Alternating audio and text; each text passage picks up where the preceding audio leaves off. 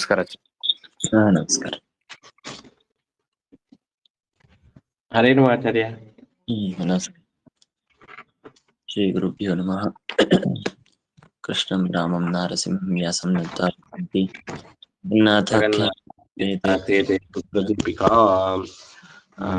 ಅಪ್ರಮಂಕರಹಿತಂ ಮಜನಂ ಸದಾನಂದತೀರ್ಥಮಧುರಂ ಭಜೆ ತಾಪತ್ರಯಾಪಕಂ ಚಕ್ರೇಪದೇಶೈರ್ಮಾಣೈರಖಂಡಿತೈ ಗುರುಪರಂ ಜಯಂತಿ ಭಾರತೀ ಶ್ರೀ ಜಯತೀರ್ಥಭಾಗರ್ಥಕಲ್ಪಿತಕಲ್ಪೋಯಂ ಪ್ರತ್ಯರ್ಥಿಗಜಗೆ ಶ್ರೀ ವ್ಯಾಸತೀರ್ಥಗುರುರ್ಭೂಯಾದಷ್ಟಪದಿಷ್ಟಾರ್ಥಸಿದ್ಧಿಯೇ पूज्याय राघवेन्द्राय सत्यधर्मरथाय तपतां कल्पवृक्षाय नमतां कामधेनुमे विद्यापीठविधातारं विद्यावारिधिचन्द्रं विद्यार्थिवत्सलं वन्दे महामहिमम् आपादमौलिपर्यन्तं गुरूणामाकृतं स्मरेत् येन विघ्नाः प्रणश्यन्ति सिद्धिं च मनोरथाः।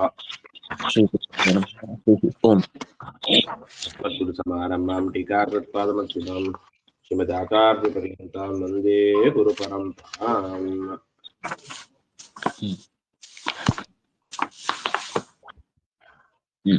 ನಾವು ಇಲ್ಲಿ ಒಂದೇ ನಿನ್ನೆ ಹೇಳಿದ್ನಲ್ಲಿ ಒಂದ್ ಚಿಕ್ಕ ಇದು ಇದು ಮಾತ್ರ ಏನಂತ ಹೇಳಿ ಆಚಾರ್ಯ, ಕಾಮಾಚ್ಯ ಹಂಗ ಅಂದ್ರೆ ಅವರಿಗೆ ಇಷ್ಟ ಬಂದಂತೆ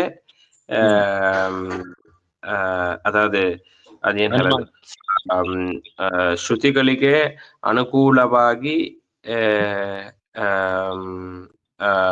ಅದೇನ್ ಹೇಳೋದು, ಅನುಮಾನವನ್ನ ಮಾಡೋದ್ರಲ್ಲಿ ಪರಮಾತ್ಮನ ಭೇದ ಅಭೇದ ಹೇಳ್ತಾ ಇಲ್ಲ. ಕೇವಲ ಅನುಮಾನವನ್ನೇ ಮಾಡಿ ನಾನು ಅಭೇದವನ್ನ ಹೇಳುತ್ತೇನೆ ಹಾಗೆ ಅಂದ್ರೆ ಅದನ್ನ ಹೇಳಬಾರದು, ಹಾಗೆ ಹೇಳಕ್ ಬರೋದಿಲ್ಲ ಅಂತ ಹೇಳಿ ನಾನು ಮಾನಾಪೇಕ್ಷ ಅಂದ್ರೆ ಏನಾಚಾರೆ? ಅನುಮಾನಾಪೇಕ್ಷ ನ ಅನುಮಾನಾಪೇಕ್ಷ. ಓಕೆ. ಇನ್ನೊಂದ್ಸಲ ಈ ಕಾಮಾಚ್ಛ ಅಂತ ಅನ್ನೋದಕ್ಕೆ ಸ್ವಲ್ಪ ಸರಿಯಾಗಿ ಹೇಳ್ತೀನಿ.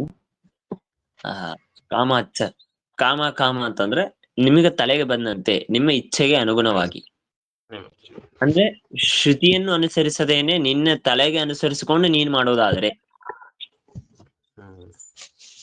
ವೇದವನ್ನು ಅನುಸರಿಸದೇನೆ ಕೇವಲ ನಿಮ್ಮ ಇಚ್ಛೆಗೆ ಅನುಗುಣವಾಗಿ ನಿಮಗೆ ಏನು ಸಮರ್ಥನೆ ಮಾಡಬೇಕಾಗಿದೆ ಅಂತ ಇಟ್ಕೊಂಡು ಅದಕ್ಕಾಗಿ ನೀವು ಅನುಮಾನ ಮಾಡೋದಾದ್ರೆ, ಜೀವ ಬ್ರಹ್ಮರಿಗೆ ಅಭೇದವಿದೆ ಅಂತ ಹೇಳಿ ನಿಮ್ಮ ತಲೆಗೆ ಬಂದಂತೆ ಅನುಮಾನ ಮಾಡ್ಕೊಳ್ಳೋದಾದರೆ ಅದನ್ನು ಸರ್ವತಾ ಮಾಡಬಾರ್ದು. ಯಾಕೆ? ಅನುಮಾನಾಪೇಕ್ಷಾನ ಅಂದ್ರೆ ಅತೀಂದ್ರಿಯನಾದ ಭಗವಂತ ಹಾಗೂ ಜೀವರ ವಿಷಯದಲ್ಲಿ ಅಭೇದವನ್ನು ಸಮರ್ಥನೆ ಮಾಡೋದಕ್ಕಾಗಿ ಏನೋ ದುರ್ಬಲವಾದ ಶ್ರುತಿಯ ಸಹಾಯವನ್ನು ತೆಗೆದುಕೊಳ್ಳದೇ ಇರುವಂತಹ ಅನುಮಾನವನ್ನು ಇಟ್ಟುಕೊಂಡು ನೀವು ಸಾಧನವನ್ನು ಮಾಡಬಾರದು.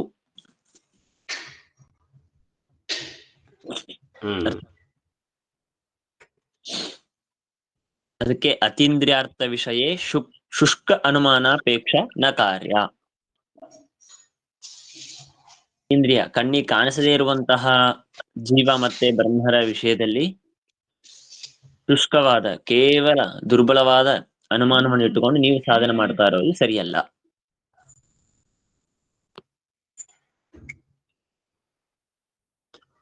ಆಯ್ತಾಚಾರ್ಯ. ಇನ್ನ ಹೀಗೆ ನಿಮಗೆ ವಿಮತಾಹ ಆತ್ಮಾನಃ ಅಂತ ಇತ್ಯಾದಿಯಾಗಿ ಪೂರ್ವ ಪಕ್ಷಿಗಳು ಅನುಮಾನ ಮಾಡಿದ್ರೆ, ಹಾಗೆ ಸರ್ವಥಾ ಅನುಮಾನವನ್ನು ಮಾಡೋದಕ್ಕೆ ಸಾಧ್ಯವಿಲ್ಲ ಅಂತ ಅದನ್ನು ನಿರಾಕರಣೆ ಮಾಡಿದ್ರು.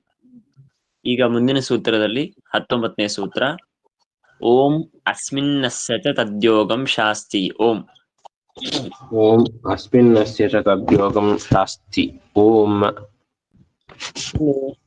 ಅಸ್ಮಿನ್ ಅಸ್ಯ ಚ ತತ್ ಯೋಗಂ ಶಾಸ್ತಿ.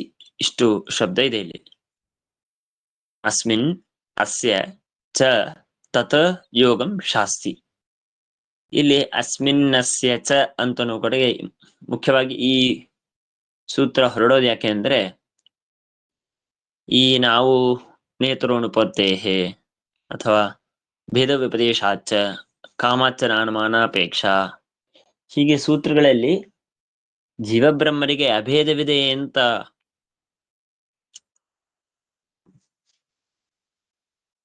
ಪೂರ್ವ ಪಕ್ಷಗಳು ಹೇಳಿದರೆ ಅಭೇದವಿಲ್ಲ, ಭೇದವೇ ಇದೆ ಅಂತ ನಾವು ಸಮರ್ಥನೆ ಮಾಡಿದ್ವಿ. ಈಗ ಪೂರ್ವ ಪಕ್ಷಿಗಳು ಪ್ರಶ್ನೆ ಮಾಡ್ತಾರೆ, ಅಲ್ಲ ಆ ಭೇದ ಇದು ಅಸತ್ಯವಾಗಿದೆ ಅಂತ ಹೇಳೋಣ. ಭೇದ ಇದೆ ಜೀವಬ್ರಹ್ಮರಿಗೆ, ಆದ್ರೆ ಅಸತ್ಯವಾದ ಭೇದ ಅಂತ ಹೇಳೋಣ ಅಂತ ಪ್ರಶ್ನೆ ಮಾಡಿದರೆ ಅದಕ್ಕೆ ಹೇಳ್ತಾರೆ, ಅಸ್ಮಿನ್ನಸ್ಯ ತದ್ಯೋಗಂ ಶಾಸ್ತಿ. ಇಚ್ಛಾ ಅಂತ ಶಬ್ದ ಇದೆ. ಯುಕ್ತಿಯನ್ನು ಸಮಚ್ಚಯ ಮಾಡೋದಕ್ಕಾಗಿ ಇಚ್ಛಾ ಅಂತ ಅನ್ನೋ ಶಬ್ದವಿದೆ. ಯುಕ್ತಿ ಸಮಚ್ಚಯೇ ಚ ಶಬ್ದ. ಯುಕ್ತಿ ಸಮಚ್ಚಯನ್ನು ಮಾಡಬೇಕು ಅಂತ ಅನ್ನೋದಕ್ಕಾಗಿ ಚ ಶಬ್ದವನ್ನು ಇಟ್ಟಿದ್ದಾರೆ.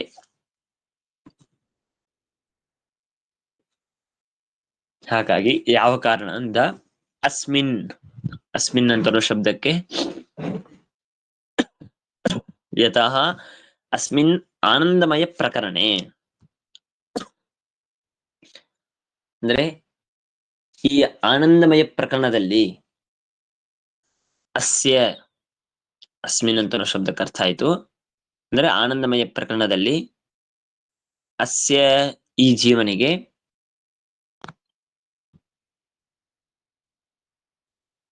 ಅಸ್ಮಿನ್ ಆನಂದಮಯ ಪ್ರಕರಣೆ ಮೋಕ್ಷೇಪಿ ಅಸ್ಯ ಜೀವಸ್. ಮೋಕ್ಷೇಪಿ ಅಂತ ಅನ್ನೋದು ನಾವು ಇಟ್ಕೊಳ್ಬೇಕು, ಅಲ್ಲಿ ಸೂತ್ರದಲ್ಲಿ ಹೇಳಿಲ್ಲ. ಮೋಕ್ಷೇಪಿ ಅಂತ ಅನ್ನೋದು ನಾವು ಸೇರಿಸ್ಕೊಂಡು ಈ ಆನಂದಮಯ ಪ್ರಕರಣದಲ್ಲಿ ಮೋಕ್ಷದಲ್ಲೂ ಕೂಡ ಅಸ್ಯ, ಅಸ್ಯ ಅಂತಂದ್ರೆ ಈ ಜೀವನಿಗೆ, ಅಸ್ಯ ಈ ಜೀವನಿಗೆ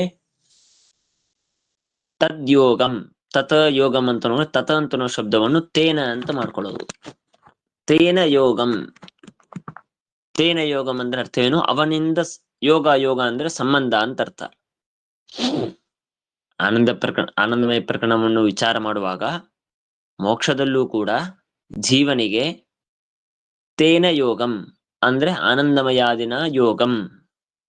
ಆನಂದಮಯಾದಿನ ಯೋಗಂ ಅಂತಂದ್ರೆ ಆನಂದಮಯನಾದಂತಹ ಯಾವ ಭಗವಂತ ಇದ್ದಾನೋ ಆ ಭಗವಂತನಿಂದ ಸಂಬಂಧವನ್ನು ಶಾಸ್ತಿ, ಶಾಸ್ತಿ, ಶಾಸ್ತಿ ಅಂದ್ರೆ ಶ್ರುತಿ ಪ್ರತಿಪಾದಯತಿ, ವೇದ ಇದು ಪ್ರತಿಪಾದನೆ ಮಾಡ್ತಾ ಇದೆ. ಈಗ ಇಲ್ಲಿ ಒಟ್ಟು ಏನ್ ಹೇಳಿದ್ರು ಅಂತ ಮತ್ತೊಂದ್ಸಲ ಹೇಳ್ತೇನೆ. ಆನಂದಮಯ ಪ್ರಕರಣದಲ್ಲಿ ಮೋಕ್ಷದಲ್ಲೂ ಕೂಡ ಜೀವರಿಗೆ ಆನಂದಮಯನಿಂದ ಸಂಬಂಧವಿದೆ ಎಂಬುದಾಗಿ ವೇದವು, ಯಾವುದು? ಸೋಷ್ಣುತೆ ಸರ್ವಾನ್ ಕಾಮಾಹನ್ ಸಹ ಬ್ರಹ್ಮನ ವಿಪಸ್ಥಿತೇತಿ ಅಂತನ್ನುವ ಶ್ರುತಿ. ಆ ಶ್ರುತಿ ನಮಗೆ ಸಂಬಂಧವನ್ನು ತಿಳಿಸ್ಕೊಡತ್ತೆ ಅಂತ ಇಷ್ಟು ನಿಮಗೆ ಹೇಳಿದ್ರು. ಇಲ್ಲಿ ನಮಗೆ ಏನ್ ಗೊತ್ತಾಗೋದಿಲ್ಲ ಅಂದ್ರೆ ಪ್ರಶ್ನೆ ಏನ್ ಬಂತು, ಉತ್ತರ ಏನ್ ಕೊಟ್ರಿ? ಹಿಂದಿನ ಸೂತ್ರಗಳಲ್ಲಿ ಭೇದವನ್ನು ಸಮರ್ಥನೆ ಮಾಡಿದ್ರಿ ಜೀವಬ್ರಹ್ಮರಿಗೆ, ಅದರ ಮೇಲೆ ಶಂಕೆ ಬಂತು, ಆ ಭೇದ ಇದು ಅಸತ್ಯ ಅಂತ ಹೇಳೋಣ ನಾವು ಅಂತ ಪ್ರಶ್ನೆ ಮಾಡಿದ್ರು. ಅದಕ್ಕೆ ಉತ್ತರ ಕೊಡುವಾಗ ಸೂತ್ರದಲ್ಲಿ ಏನಂತ ಉತ್ತರ ಕೊಡಬೇಕು?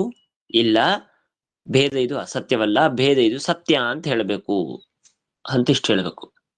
ಆದರೆ ಈ ಸೂತ್ರದಲ್ಲಿ ಅಸ್ಮಿನ್ ಅಸ್ಯ ಚ ತದ್ ಯೋಗಂ ಶಾಸ್ತಿ, ಇಲ್ಲಿ ಭೇದವನ್ನು ಹೇಳುವಂತ ಯಾವ ಶಬ್ದವಿದೆ ಹೇಳಿ?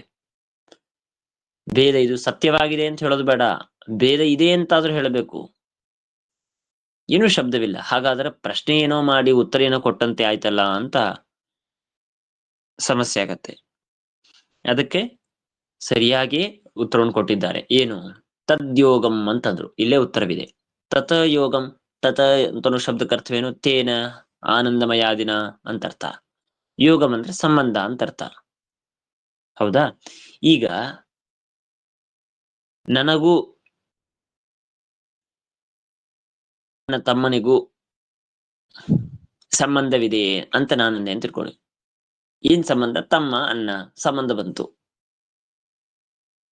ನನಗೂ ನಮ್ಮ ತಂದೆಗೂ ಸಂಬಂಧವಿದೆ, ತಂದೆ ಮಗ ಸಂಬಂಧವನ್ನು ಹೇಳ್ತೇವೆ.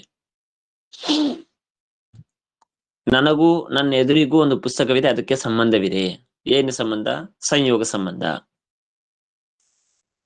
ಹೀಗೆ ಎಲ್ಲೆಲ್ಲಿ ಜಗತ್ತಿನಲ್ಲಿ ನೀವು ಸಂಬಂಧವನ್ನು ಹೇಳ್ತೀರೋ ಅಲ್ಲೆಲ್ಲಾ ಕಡೆಗೆ ಅದಕ್ಕೆ ಹೇಳ್ತಾರೆ ಸಂಸ್ಕೃತದಲ್ಲಿ ಭೇದವು ವ್ಯಾಪ್ತವಾಗಿದೆ ಸಂಬಂಧ ಅಂತ ಹೀಗೆ ಶಬ್ದ ಪ್ರಯೋಗ ಮಾಡ್ತಾರೆ.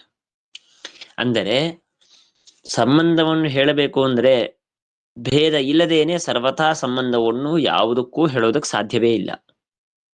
ಒಂದ್ ಕಡೆ ತೋರಿಸ್ಕೊಡಿ ಅಭೇದವಿದೆ, ಸಂಬಂಧವೂ ಇದೆ ಅಂತ.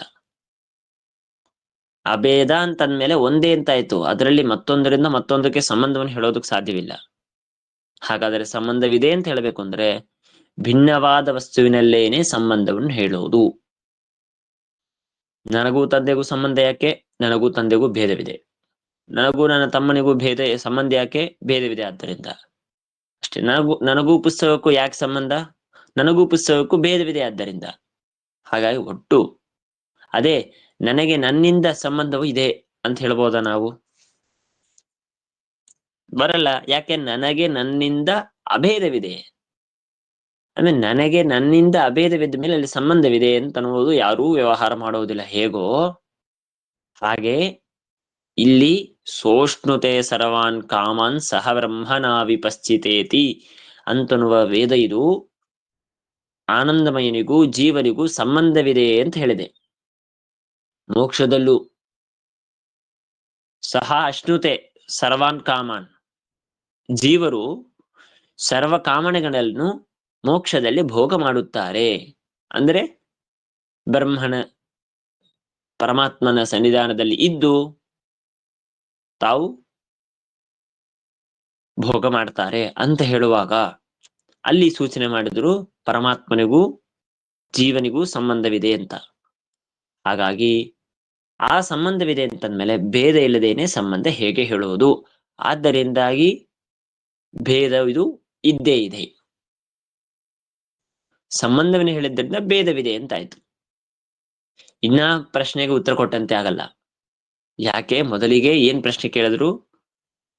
ಭೇದ ಇದು ಅಸತ್ಯ ಯಾಕೆ ಆಗಬಾರದು ಅಂತ ಪ್ರಶ್ನೆ ಕೇಳಿದ್ರು. ಅದಕ್ಕೆ ಅಸ್ಮಿನ್ನಸ್ಯ ಚ ತದ್ಯೋಗಂ ಶಾಸ್ತಿ ಅಂತ ಉತ್ತರ ಕೊಡುವಾಗ ಸಂಬಂಧವಿದೆ ಅಂತ ಉತ್ತರ ಕೊಟ್ರಿ. ಅದನ್ನ ನೀವು ಹೇಳಿದ್ರಿ ಸಂಬಂಧ ಇದೆ ಅಂತಂದ್ಮೇಲೆ ಭೇದ ಬೆಳೆದ್ರೆ ಸಂಬಂಧ ಇರೋದಕ್ಕೆ ಸಾಧ್ಯವಾ? ಅಂದ್ಮೇಲೆ ಸಂಬಂಧವನ್ನೇ ಹೇಳಿದ್ದಾರೆ ಅಂತಂದ್ಮೇಲೆ ಭೇದ ಇದ್ದೇ ಇರತ್ತೆ ಫಿಕ್ಸು ಅಂತ ಹೇಳಿ ನೀವು ಆನಂದಮಯಾದಿಗಳು ಬ್ರಹ್ಮನಿಂದ ಭಿನ್ನರಾಗಿದ್ದಾರೆ ಯಾಕೆಂದ್ರೆ ಸಂಬಂಧವನ್ನು ಹೇಳ್ತಾ ಇದ್ದಾರೆ ಅಂತ ಹೇಳಿದ್ರಿ. ಆದರೆ ನಮ್ಮ ಪ್ರಶ್ನೆ ಏನು ಅಂದ್ರೆ ಪೂರ್ವ ಪಕ್ಷಿಗಳ ಪ್ರಶ್ನೆ, ಭೇದ ಇದು ಅಸತ್ಯ ಯಾಕೆ ಆಗಿರಬಾರದು ಅಂತ ಪ್ರಶ್ನೆ.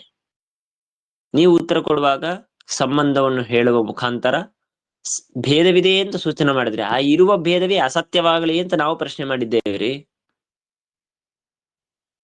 ಹಾಗಾಗಿ ಅದಕ್ಕೆ ಸತ್ಯತ್ವ ಸಮರ್ಥನೆ ಮಾಡ್ಬೇಕು ನೀವು ದ್ವೈತಿಗಳು ಸೂತ್ರದಿಂದ. ಅದನ್ನು ಬಿಟ್ಟು ಭೇದವಿದೆ, ಭೇದ ಇದ್ದೇ ಇದೆ, ಅಸತ್ಯವಾದ ಭೇದ ನಾನು ಹೇಳ್ತೇನೆ ಅಂತ ಪ್ರಶ್ನೆ ಉಳಿಯುತ್ತೆ ಅಲ್ವಾ? ಅದಕ್ಕೆ ಈ ಸೂತ್ರದಿಂದ ಹೇಗೆ ಸಮಾಧಾನ ಕೊಟ್ಟಂತೆ ಆಯ್ತು?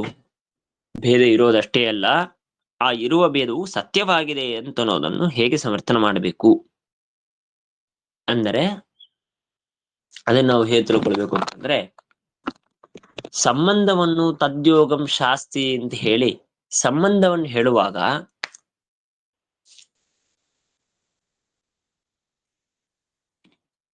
ನಾವು ಏನ್ ಹೇಳಿದ್ವಿ? ಮೋಕ್ಷದಲ್ಲೂ ಕೂಡ ಮೋಕ್ಷೇಪಿ ಅಸ್ಯ ಜೀವಸ್ಯ ಅಂತೇಳಿ ಮೋಕ್ಷದಲ್ಲೂ ಸಂಬಂಧವಿದೆ. ಅಂದ್ರೆ ಮೋಕ್ಷದಲ್ಲೂ ಸಂಬಂಧವಿದೆ ಅಂದ್ರೆ ಅರ್ಥವೇನು?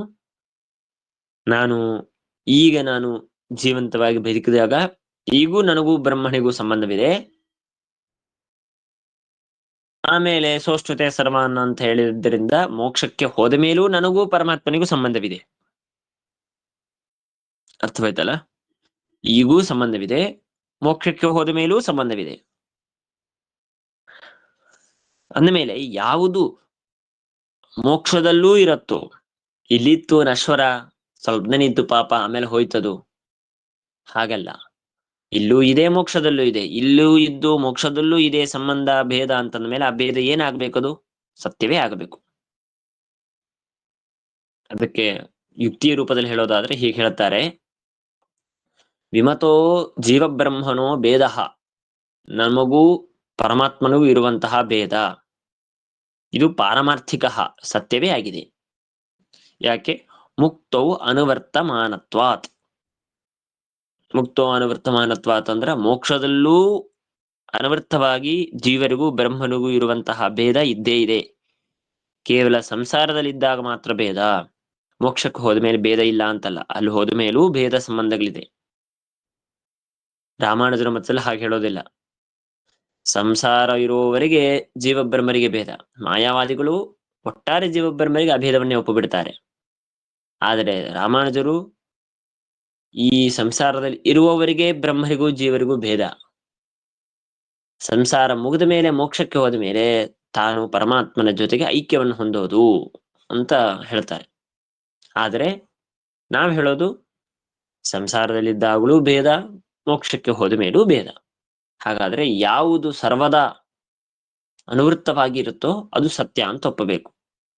ಉದಾಹರಣೆಗೆ ಬ್ರಹ್ಮ ಇವನು ನಾನು ಸಂಸಾರದಲ್ಲಿದ್ದಾಗ ಸತ್ಯನಾದ ಪರಮಾತ್ಮ ಇದ್ದಾನೆ, ಸಂಸಾರದಲ್ಲಿಲ್ಲ, ನಮ್ಮಂಗೆ ನಿಯಾಮಕನಾಗಿ ಭಗವಂತ ಇದ್ದಾನೆ. ಅದೇ ಭಗವಂತ ಮೋಕ್ಷದಲ್ಲೂ ಇದ್ದಾನೆ. ಹಾಗಾದ್ರೆ ಇಲ್ಲೂ ಇದ್ದಾನೆ, ಮೋಕ್ಷದಲ್ಲೂ ಇದ್ದಾನೆ, ಎಲ್ಲಾ ಕಡೆಗೆ ಭಗವಂತ ತಾನು ಹಾಗೇ ಇದ್ದಾನೆ ಅಂತಂದ್ಮೇಲೆ ಹಾಗಾದರೆ ಭಗವಂತ ಸತ್ಯ ಅಂತ ಹೇಳಬೇಕು. ಕಾಮನ್ ನೇಮ ಇದು. ಯಾವುದನ್ನು ಸತ್ಯ ಅಂತ ಕರಿಬೇಕು? ನೀನು ನಾವು ಆ ವಿಚಾರ ಮಾಡುವ ಪಾಠದಲ್ಲಿ ವಿಚಾರ ಮಾಡೋದು ಹೇಳಿದ್ವಿ. ಯಾವ್ದಾದ್ರು ಸತ್ಯ ಅಂತ ಆಗಬೇಕಂದ್ರೆ ನಿತ್ಯ ಅಂತ ಆಗಬೇಕು ಅಥವಾ ಅನಿತ್ಯ ಅಂತ ಆಗಬೇಕು. ಎರಡಲ್ಲೂ ಏನೋ ಒಂದನ್ನು ಪಡೆದ್ರೆ ಮಾತ್ರ ಸತ್ಯ ಅಂತ ಆಗಬಹುದು ಅಂತ. ಹಾಗೆ ಈಗ ಯಾವ್ದಾದ್ರೊಂದು ಸತ್ಯ ಅಂದ್ರೆ ಅದು ಅನುವೃತ್ತ ಅಂತ ನಾನಂತ ಇದ್ದೇನೆ, ನಿತ್ಯ ಅಂತ ಅಭಿಪ್ರಾಯ. ಅಂದ್ರೆ ಭಗವಂತ ನಿತ್ಯನಾಗಿದ್ದಾನೆ, ಇಲ್ಲೂ ಇದ್ದಾನೆ, ಮೋಕ್ಷದಲ್ಲೂ ಇದ್ದಾನೆ. ಹಾಗಾಗಿ ಅನಿವೃತ್ತನಾಗಿ ಭಗವಂತ ಇದ್ದದ್ದರಿಂದ ಭಗವಂತವನ್ನು ಸತ್ಯ ಅಂತ ಕರಿಬೇಕು ಅಂತಂತೇವಲ್ವಾ. ಹಾಗೆಯೇ ಜೀವಬ್ರಹ್ಮರ ಭೇದವೂ ಕೂಡ ನಿತ್ಯವಾಗಿದೆ. ಇದನ್ನು ಈ ಅಂಶದಲ್ಲಿ ಹೇಳೋದಿಲ್ಲ. ಮಾಯಾವಾದಿಗಳು ಬೇರೊಂದು ಪ್ರಸಂಗದಲ್ಲಿ, ಅಂದ್ರೆ ಭೇದ ವಿಷಯದಲ್ಲೆಲ್ಲ, ಅವಿದ್ಯಾ ತಚ್ಚಿತೋರ್ಯೋಗ ಷಡಸ್ಮಾಕ ಅನಾದಯ ಅಂತ ಹೇಳಿ 6 ಸ್ಥಳದಲ್ಲಿ ಅನಾದಿಯಾಗಿದೆ ಅಂತ ಅನ್ನೋದನ್ನ ಅವ್ರು ಹೇಳ್ತಾರೆ. ಇರ್ಲಿ, ಹಾಗಾದ್ರೆ ನಾವು ಹೇಳೋದಂತೂ ಈ ಭೇದ ಇದು ಈಗೂ ಇದೆ, ಮೋಕ್ಷದಲ್ಲೂ ಇದೆ. ಸಂಬಂಧವನ್ನು ಹೇಳಿದ ಮೇಲೆ ಭೇದ ಸತ್ಯ, ಭೇದ ಇದೆ. ಹಾಗಾಗಿ ಕೇವಲ ಭೇದವನ್ನು ಸಮರ್ಥನೆ ಮಾಡೋದಷ್ಟೇ ಅಲ್ಲ, ಜೀವಬ್ರಹ್ಮರಿಗೆ ಭೇದವೂ ಇದೆ, ತದ್ಯೋಗಂ ಶಾಸ್ತಿ. ಆ ಭೇದ ಇದು ಸತ್ಯವೂ ಆಗಿದೆ. ಯಾಕೆ? ನಿತ್ಯವಾಗಿದೆ, ಆದ್ದರಿಂದ ಸತ್ಯ. ಇನ್ನೊಂದು 4ನೇ ಪಾದದಲ್ಲಿ ಪ್ರಥಮಾಧ್ಯಾಯದಲ್ಲಿ ವಿಚಾರ ಮಾಡುವಾಗ ಸದಾತನಂ ಸತ್ಯಮತಿ ನಿತ್ಯಮೇವೋಚ್ಯತೆ ಬುಧೈಹಿ ಅಂತ ಶ್ರೀಮದಾಚಾರ್ಯರು ಸೂಚನೆ ಮಾಡುವಾಗ ನಿತ್ಯ ಅಂತ ಅನ್ನೋ ಶಬ್ದಕ್ಕೆ ಸತ್ಯ ಅಂತ ಅರ್ಥವನ್ನು ಮಾಡ್ತಾರೆ.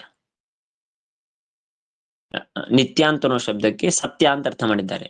ಹಾಗಾಗಿ ಇದಕ್ಕೆ ಸಂಬಂಧವಿದೆ ಅಂತ ಅನ್ನೋದಕ್ಕೆ ಆ ಶಬ್ದಾರ್ಥವನ್ನು ಹೇಳಿದೆ ಅಷ್ಟೇ. ಹಾಗಾಗಿ ಇದು ನಿತ್ಯವಾಗಿದೆ, ಹಾಗಾಗಿ ಸತ್ಯವಾಗಿದೆ. ಹಾಗಾಗಿ ಭೇದ ಇದು ಅಸತ್ಯವಾಗಲಿ, ಹಾಗಾದ್ರೆ ಭೇದ ಸತ್ಯವಾದ್ರೆ ಅಭೇದವೇ ಸತ್ಯ ಅಂತ ಆಗತ್ತೆ ಅವರಿಗೆ. ಆ ಉದ್ದೇಶದಿಂದ ಪ್ರಶ್ನೆ ಮಾಡಿದ್ರೆ ಅದಕ್ಕೆ ನಾವು ಸರಿಯಾಗಿ ಉತ್ತರವನ್ನು ಕೊಟ್ಟು, ಹಿಂದೆ ಸೂತ್ರದಲ್ಲಿ ಹೇಳಿದ್ದಾರೆ ಭೇದ ವ್ಯಪದೇಶ ಅಂತ ಹೇಳಿ.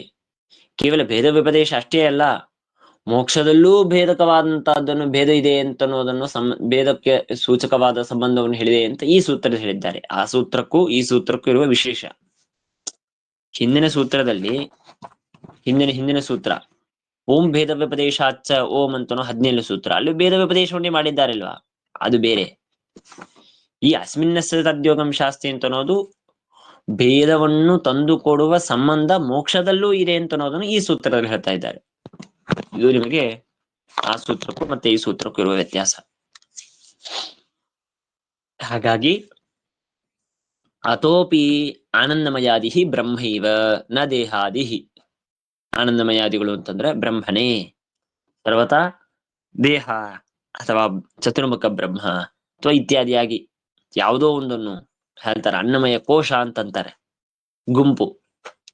ಇಂಥದ್ದು ಯಾವುದೂ ನಿಮಗೆ ಅನ್ನಮಯಾದಿಗಳಲ್ಲ. ಬ್ರಹ್ಮನೇ ಅನ್ನಮಯ, ಅವನು ಜೀವನದಿಂದ ಭಿನ್ನನೇ ಆಗಿದ್ದಾನೆ, ಆ ಭೇದಿದು ಸತ್ಯವೇ ಆಗಿದೆ. ಇಷ್ಟು ನಮಗೆ ಈ ಅಸ್ಮಿನ್ನಸ್ಯ ತದ್ಯೋಗಂ ಶಾಸ್ತ್ರಿ ಅಂತಲೂ ಸೂತ್ರದ ವಿವರಣೆ. ಇನ್ನು ಇದಾದ ಮೇಲೆ ನಿಮಗೆ ಈ ಆನಂದಮಯಾಧಿಕರಣ ಅಂತ ನಾವೇನಂತೇವೆ, ಅಂದ್ರೆ ಯಾವ ಸೂತ್ರದಿಂದ ಓಂ ಆನಂದಮಯೋಭ್ಯಾಸ ತಂತುನೋ ಸೂತ್ರದಿಂದ ನಿಮಗೆ ಒಟ್ಟಾರೆ ಸಮಗ್ರವಾದ ಅಧ್ಯಾಯದಲ್ಲಿ ಮೊದಲಿಗೆ ಮಾಡಿದ ಪ್ರತಿಜ್ಞೆಯನ್ನು ಅಂದ್ರೆ ಸರ್ವಶಬ್ದ ಪ್ರತಿಪಾದ್ಯನಾಗಿದ್ದಾನೆ ಭಗವಂತ ಅಂತನ್ನೋದನ್ನು ವಿವರಣೆ ಮಾಡೋದಕ್ಕಾಗಿ ಮುಂದಿನ ಪೂರ್ಣ ಅಧ್ಯಾಯ ಹೊರಟಿದೆ ಅಂತ ಹೇಳಿ ಪ್ರಾರಂಭ ಮಾಡಿದ್ವಿ ನಾವು. ಯಾವ ಸೂತ್ರದಲ್ಲಿ? ಓಂ ಆನಂದಮಯೋಭ್ಯಾಸಾತ್ ಓಂ ಅಂತನ್ನುವ 12ನೇ ಸೂತ್ರದಲ್ಲಿ. ಆ 12ನೇ ಸೂತ್ರವನ್ನ ಪ್ರಾರಂಭ ಮಾಡಿಕೊಂಡು ಈ 18ನೇ ಸೂತ್ರದವರೆಗೆ ಕೇವಲ ಆ ಆನಂದಮಯದ ಅನ್ನಮಯಾದಿ ಪಂಚರೂಪಗಳ ವಿಚಾರವನ್ನು ಮಾತ್ರ, ಅದರ ಮೇಲೆ ಬಂದ ಪ್ರಶ್ನೆಗಳಿಗೆ ಉತ್ತರವನ್ನು ಕೊಡೋದಕ್ಕಾಗಿ ಇಷ್ಟು ವಿಚಾರ ಮಾಡಿದೆ. ಈಗ ಇನ್ನು ಮುಂದೆ ಬೇರೆ ಅಧಿಕರಣ ಅಂದ್ರೆ ಮೊದಲಿಂದ ನಾವು ವಿಚಾರ ಮಾಡಿದ್ದು ಮೊದಲಿಗೆ 6 ಅಧಿಕರಣ ಮುಗಿತೀಗ 7ನೇ ಅಧಿಕರಣ ಪ್ರಾರಂಭ. ಅಂದ್ರೆ ಮೊದಲಿಗೆ ಜಿಜ್ಞಾಸಾಧಿಕರಣ, ಅದಾದ ಮೇಲೆ ಜನ್ಮಾಧಿಕರಣ, ಆಮೇಲೆ ಶಾಸ್ತ್ರಯೋನಿತ್ವಾಧಿಕರಣ, ಆಮೇಲೆ ಸಮನ್ವಯಾಧಿಕರಣ, ಆಮೇಲೆ ಈಕ್ಷತ್ಯಧಿಕರಣ. ಆ ಈಕ್ಷತ್ಯಧಿಕರಣದಲ್ಲಿ ಸುಮಾರು ಒಂದು 6 ಸೂತ್ರ ಬಂದಿದೆ, 6-7 ಸೂತ್ರ ಬಂದಿದೆ. ಆಮೇಲೆ 6ನೇ ಅಧಿಕರಣ ಆನಂದಮಯ ಅಧಿಕರಣ.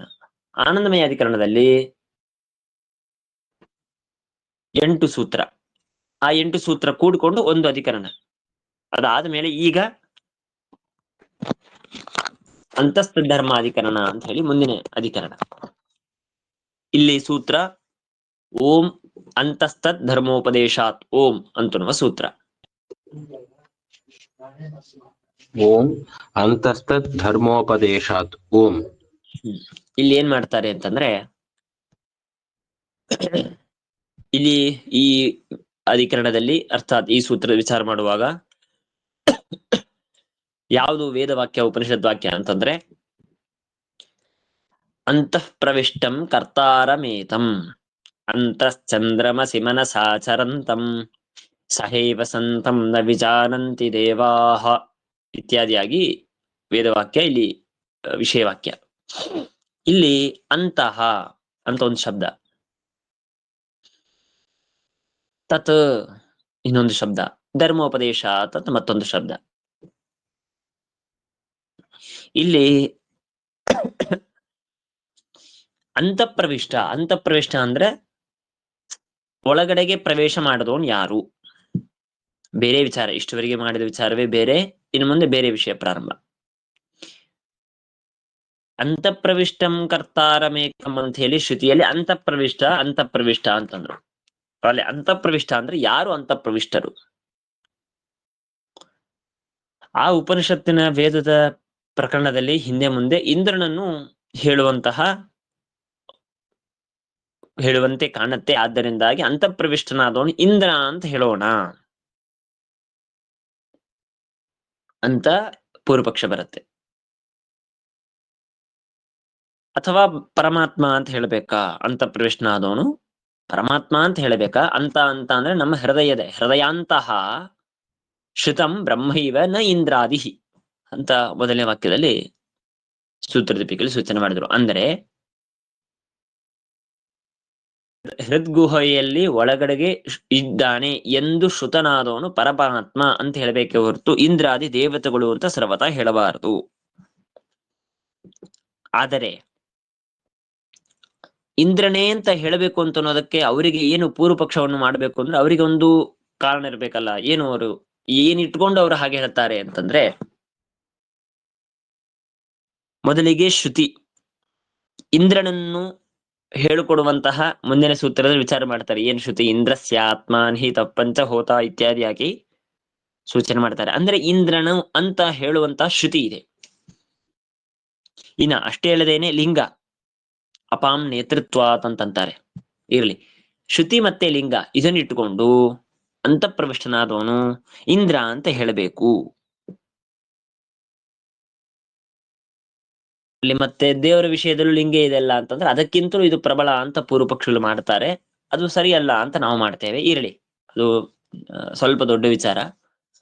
ಸೂತ್ರದ ಶಬ್ದಾರ್ಥ ವಿಚಾರ ಮಾಡುವ ಅದು ಬೇಕಾಗಿಲ್ಲ. ಆದ್ರೂ ಶ್ರುತಿ ಮತ್ತೆ ಲಿಂಗವನ್ನು ಇಟ್ಟುಕೊಂಡು ಪೂರ್ವ ಪಕ್ಷಿಗಳು ಅಂತಃಪ್ರವಿಷ್ಟನಾದವನು ಇಂದ್ರ ಅಂತ ತಾವು ಪೂರ್ವ ಪಕ್ಷವನ್ನು ಮಾಡ್ತಾರೆ. ನಾವು ಹೇಳ್ತೇವೆ ಸರ್ವಥಾ ಅಂತಃಪ್ರವಿಷ್ಟನಾದವನು ಅವನಲ್ಲ, ಇಂದ್ರನಲ್ಲ. ಯಾರು? ಪರಮಾತ್ಮನೇ. ಯಾಕೆ? ಧರ್ಮೋಪದೇಶಾತ್. ಧರ್ಮೋಪದೇಶಾತ್, ತತ್ ಧರ್ಮ ಉಪದೇಶಾತ್ ಅಂತನೋ ಕಡೆಗೆ ತತ್ ಅಂತನೋ ಶಬ್ದಕ್ಕೆ ತಸ್ಮಿನ್ ಅಂತ ಅರ್ಥ ಮಾಡ್ಕೋಬೇಕು. ಅಂದ್ರೆ ಆ ಪರಮಾತ್ಮನ ವಿಷಯದಲ್ಲಿ ಧರ್ಮೋಪದೇಶವನ್ನು ಶ್ರುತಿಯು ಮಾಡಿದೆ. ಏನು ಧರ್ಮೋಪದೇಶ? ಅದನ್ನು ಹೇಳಿದ್ರು. ಕ್ಷೀರಾಬ್ಧಿ ಮಧ್ಯವರ್ತಿತ್ವ, ಪ್ರಳಯೋದಧಿಸ್ಥಿತತ್ವ, ಬ್ರಹ್ಮಾಂಡ ವೀರ್ಯತ್ವಾದಿ ರೂಪ ವಿಷ್ಣು ಧರ್ಮಾನಾಂ ಅಂತಃ ಸಮುದ್ರೆ ಇತ್ಯಾದೋ ಶ್ರುತತ್ವಾತ್. ಏನು ಇದನ್ನ ವೇದದಲ್ಲಿ ಅದೇ ನಾವು ಯಾವ ಅಂತಃಪ್ರವಿಷ್ಟಂ ಅಂತ ನಾವು ವೇದವನ್ನು ತೆಗೆದುಕೊಂಡಿವಿ, ಅಲ್ಲೇನೆ ಅಂತಃಪ್ರವಿಷ್ಟಂ ಕರ್ತಾರಮೇತಂ ಅಲ್ಲಿ ಏನು ಧರ್ಮ ಹೇಳಿದ್ರು? ಸಮುದ್ರಾಂತರ್ ಮಧ್ಯವರ್ತಿ ಆದೋನು, ಸಮುದ್ರಾಂತಸ್ಥಿತತ್ವ ಅಂತನೋ ಧರ್ಮ. ಸಮುದ್ರದ ಒಳಗಡೆಗೆ ಭಗವಂತ ಇದ್ದಾನೆ. ಸಮುದ್ರ ಒಳಗಡೆ ನಾವು ಶಿಪ್ಪಲ್ಲಿ ಹೋದಾಗ ಸಮುದ್ರ ಒಳಗೆ ನಾವು ಇರ್ತೇವೆ. ಹಾಗಲ್ಲ, ಕ್ಷೀರಾಬ್ಧಿ ಸಾಗರದ ಮಧ್ಯದಲ್ಲಿ ಇರೋನು. ನಾವಿರೋದಕ್ಕೆ ಸಾಧ್ಯವಾ? ಎಷ್ಟು ಜನ್ಮದ ಸಾಧನ ಮಾಡಿದ್ರೂ ಸಾಧ್ಯವಿಲ್ಲ. ಆ ಕ್ಷೀರಸಾಗರದ ಮಧ್ಯವರ್ತಿ ಆಗಿದ್ದಾನೆ ಅಂತ ಹೇಳಿ ಒಂದು ಧರ್ಮವನ್ನು ಹೇಳಿದ್ರು. ಆಮೇಲೆ ಪ್ರಳಯದಧಿಸ್ಥಿತತ್ವ, ಪ್ರಳಯೋದಧಿಸ್ಥಿತತ್ವ, ಅಂತಶ್ಚಂದ್ರಮಸಿ ಮನಸಾಚರಂತಂ ದೈವಸಂತಂ ನ ವಿಜಾನಂತಿ ದೇವಾಹ. ಪ್ರಳಯ ಸಾಗರದಲ್ಲಿ ಇದ್ದವನು. ಪ್ರಳಯ ಸಾಗರದಲ್ಲಿ ಯಾರಿರ್ತಾರೆ? ಇದು ಯಾರ ಲಿಂಗ? ಇದು ದೇವರಿಗೆ ಬಿಟ್ಟು ಇನ್ಯಾರಿಗೆ ಬರುತ್ತೆ? ಆಮೇಲೆ ಬ್ರಹ್ಮಾಂಡವಿಂದಂತ ಯಾವುದದು? ಯಸ್ಯಾಂಡ ಕೋಶಗುಂ ಶುಷ್ಮಮಾಹು ಪ್ರಾಣಮುಲ್ಭಂ. ಆ ವಾಕ್ಯದಲ್ಲಿ ಪರಮಾತ್ಮ ಇವನು ಬ್ರಹ್ಮಾಂಡಕ್ಕೆ ವೀರ್ಯನಾಗಿದ್ದಾನೆ. ಬ್ರಹ್ಮಾಂಡ ವೀರ್ಯ. ಬ್ರಹ್ಮಾಂಡ ವೀರ್ಯ ಅಂತಂದ್ರೆ ಈ ಜಗತ್ತು ಹುಟ್ಟೋದಕ್ಕೆ ಕಾರಣನಾದವನು, ಬ್ರಹ್ಮಾಂಡಕ್ಕೆ ಕಾರಣನಾದವನು, ಬ್ರಹ್ಮಾಂಡದ ಸೃಷ್ಟಿ, ಅದಕ್ಕೆ ವೀರ್ಯ ರೂಪ ಕಾರಣನಾದವನು ಅಂತ ಹೇಳ್ತಾ ಇದೆ. ಇದೆಲ್ಲ ಎಲ್ಲಿ ಹೇಳಿದ್ದಾರೆ? ಈ ವಿಷಯ ವಾಕ್ಯದ ಪಕ್ಕದಲ್ಲಿ ಹೇಳಿದ್ದಾರೆ. ಅಂತ ಪ್ರವಿಷ್ಟಂ ಕರ್ತಾರಮೇತಂ ಅಂತರೋ ವಾಕ್ಯದ ಜೊತೆಗೆ ಈ ಯಸ್ಯಾಂಡ ಕೋಶಕಂ ಶುಷ್ಮಮಾಹು ಪ್ರಾಣಮಲ್ಪಂ ಅಂತಃ ಸಮುದ್ರೇ ಕವಯೋ ಅನ್ವವಿಂದತ್, ಅಂತಃ ಸಮುದ್ರೇ ಕವಯೋ ಅನ್ವವಿಂದತ್, ಯಸ್ಯಾಂಡ ಕೋಶಕಂ ಶುಷ್ಮಮಾಹು ಪ್ರಾಣಮಲ್ಪಂ. ನೋಡ್ರಿ, 3 ಧರ್ಮ ಇದೆ ಇಲ್ಲಿ. ಮತ್ತೆ ನಾನು ಸ್ವಲ್ಪ ನಾಳೆಗೂ ಇದರ ವಿಚಾರವನ್ನು ಹೇಳ್ತೇನೆ, ಈ ಸಂಕ್ಷೇಪವಾಗಿ ಹೇಳ್ತಾ ಇದ್ದೇನೆ ಅಷ್ಟೇ. 3 ಧರ್ಮವನ್ನು ಸೂಚನೆ ಮಾಡಿದ್ರು. ಮೊದಲನೇ ಧರ್ಮ ಏನು? ಸಮುದ್ರ ಅಂತಸ್ಥಿತನಾಗಿದ್ದಾನೆ. ಅದನ್ನ ಹೇಳಿದ್ದೆಲ್ಲಿ? ಅಂತಃ ಸಮುದ್ರೇ ಕವಯೋ ಅನ್ವವಿಂದತ್. ಅಂತಃ ಸಮುದ್ರೇ, ಸಮುದ್ರದ ಒಳಗಡೆ ಇದ್ದವನು. ಯಸ್ಯಾಂಡ ಕೋಶಗುಂ ಶುಷ್ಮಮಾಹು ಪ್ರಾಣಮುಲ್ಬಂ, ಇಲ್ಲಿ ಬ್ರಹ್ಮಾಂಡ ವೀರ್ಯನಾಗಿದ್ದಾನೆ ಅಂತ ಹೇಳಿದ್ದು.